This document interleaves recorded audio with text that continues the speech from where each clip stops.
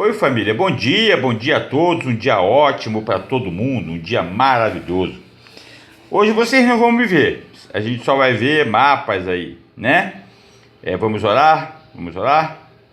Pai, obrigado, Pai, pela oportunidade de estarmos juntos novamente na Tua presença, Pai. Obrigado porque durante todo esse tempo nós temos sido sustentados por Ti. Até aqui nos ajudou o Senhor. Obrigado pelo jejum que estamos fazendo de palavrões, Pai.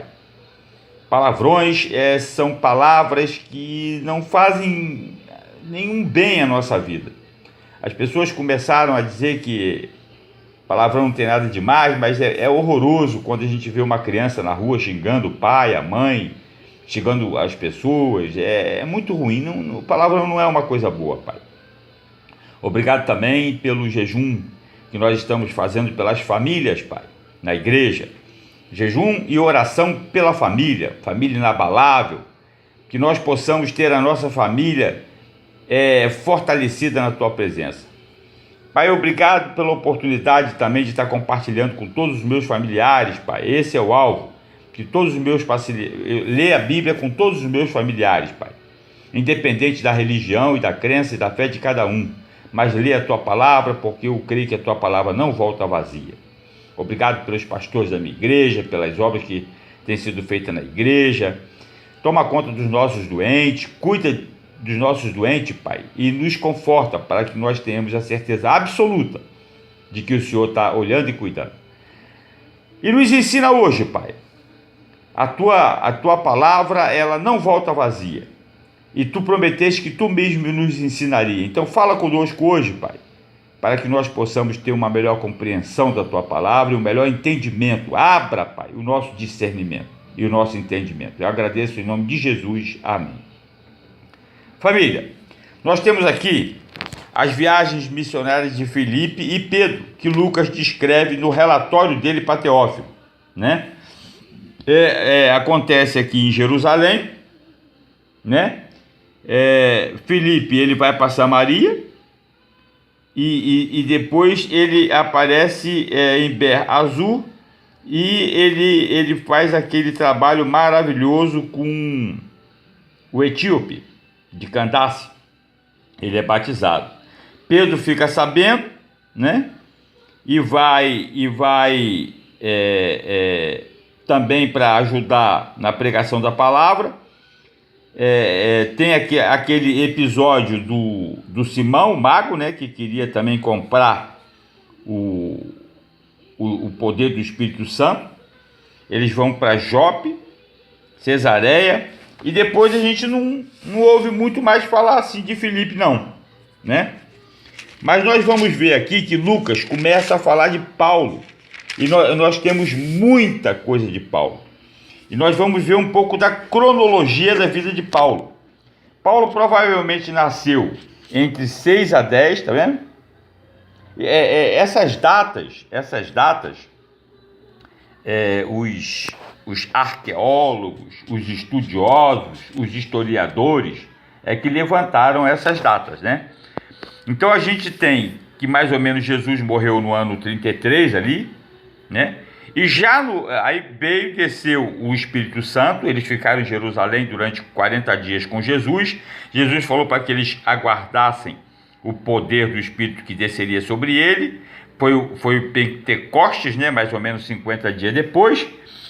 E aí a igreja começou a se expandir, porque 3.000 se converteram, depois 5.000 se converteram, e eles voltavam para as suas cidades, cheios de fé no poder do Espírito.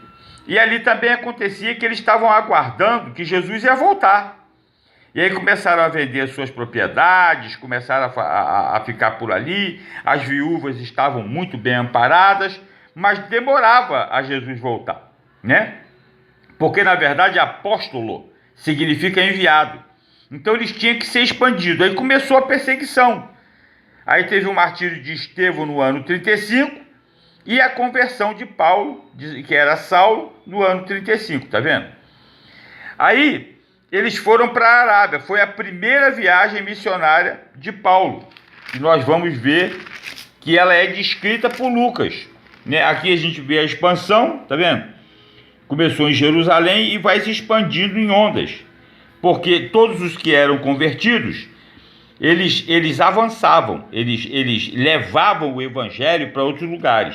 Aqui aconteceu no ano 35 a conversão de Paulo e houve a primeira viagem missionária de Paulo, né?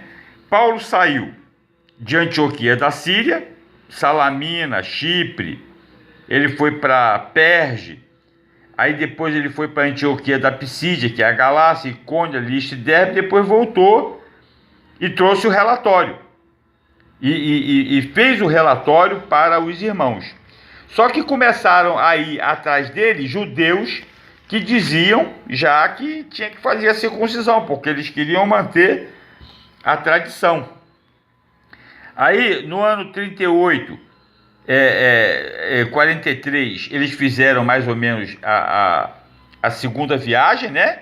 E nessa segunda viagem, eles tiveram o concílio, porque havia divergência, eles levaram um relatório muito importante para os apóstolos que estavam em Jerusalém, teve o concílio, eles pegaram aquela carta que não precisava mais da circuncisão e foram fazer a segunda viagem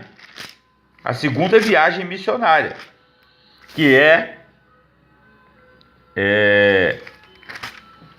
a que ele passa aqui, ó. A segunda viagem missionária de Paulo, ó. Eles estavam em Jerusalém, no concílio. Aí Paulo e Barnabé foram para Antioquia, né, da Síria.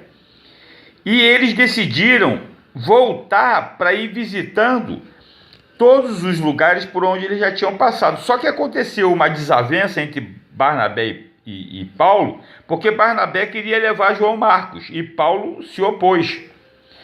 Aí Barnabé e João Marcos foram para um lado e Paulo e Silas foram para outro.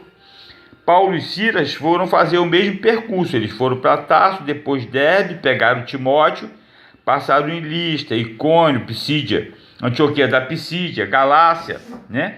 Aí eles iam para Bitínia, o Espírito Santo falou que era para ele passar na Macedônia, ele teve uma visão, foi para Troade, Samotrácia, Neápolis, Filipos, Antípolis, passou na Apolônia, Tessalônica, e aí depois ele vai escrever as cartas para os Tessalonicenses, passou em Bereia. Bereia tinha aqueles cristãos que confirmavam tudo na Bíblia. Depois ele foi para Atenas, Éfeso, fez um trabalho maravilhoso em Éfeso, Rhodes, e voltou para Cesareia e depois para Jerusalém. Esse trabalho que ele fez em Éfeso é aquele, inclusive, que a menina recebia um espírito de adivinhação, que a gente viu ontem, no capítulo 16, e que nós vamos dar continuidade agora, ele ficou mais ou menos 2 anos em Éfeso, e ele combateu muito as religiões e a religiosidade de Éfeso, porque ela estava muito voltada para questões espirituais, como a gente vê hoje em dia, não tem diferença nenhuma. Depois, na terceira viagem missionária de Paulo, que ele vai fazer, a gente vê que ele passa também pelos mesmos lugares, fortalecendo as pessoas, tá vendo? Ele sai de Jerusalém, Cesareia, aí ele passa na Antioquia da Síria, Tarso, Derbe, Listra, Icônio, Frígia, aí ele vai passar de novo lá pela Macedônia, tá vendo? E volta de novo na terceira viagem missionária dele. E aqui ele vai, no capítulo 27, ele vai fazer a viagem dele para Roma, que Lucas descreve e com perfeição. E a gente vai perceber claramente que Lucas está no barco que naufragou. Aqui, ó. Eles passam aqui, ó. Ele sai de Jerusalém, né? Cesareia, Sidom, Chipre, né? Antioquia da Síria. Aí eles passam por Tarso, Mirra. Aí eles vêm para Creta. Aí eles pegam a tempestade de Creta para Malta, onde acontece o naufrágio. Aí eles vão para Régia, Siracusa, Itália, e aqui Paulo vai findar em Roma a obra dele, o trabalho dele. Isso a gente vai ver no capítulo 27, que vai falar sobre a viagem de Paulo para Roma. Então Lucas está escrevendo um evangelho para Teófilo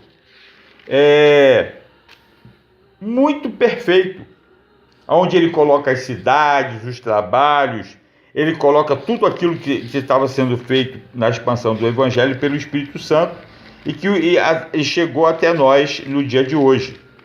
Ele coloca as brigas. Nós vamos ler, nós estamos no capítulo 16, que vai começar agora justamente um trabalho fantástico de Paulo que ele vai fazer em Éfeso. Ele vai ficar bastante tempo ali em Éfeso e vai ter oportunidade de esclarecer muitas coisas para a gente.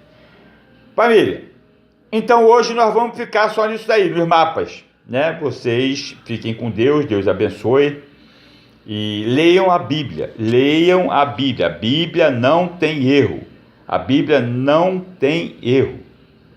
Nós é que distorcemos ou temos uma interpretação errada. Se você tem dificuldade de entender a Bíblia, peça a Deus para que Ele lhe dê discernimento, porque está na Bíblia que Ele próprio nos ensinaria sobre a palavra dele.